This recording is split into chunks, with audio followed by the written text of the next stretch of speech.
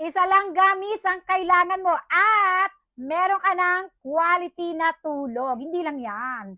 Kapag ka nag-take ka nito, eto pala, pakilala ko sa inyo, kung natandaan nyo, umiinom ako ng melatonin, di ba? Kasi nga, may mga gabi talaga na hirap akong gumawa ng tulog.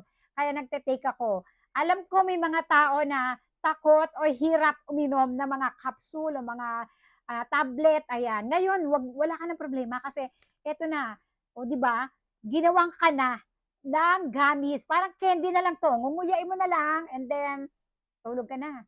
Siyempre, pagtulog, pag antok, depende yan sa katawan. Pero base sa aking katawan, okay, disclaimer, magkakaiba-iba tayong pangangatawan ha.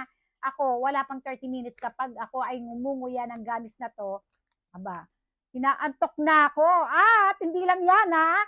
Meron tong collagen at hyaluronic acid. Ayan o, di ba? May quality na tulog ka na, may pa skincare ka pa.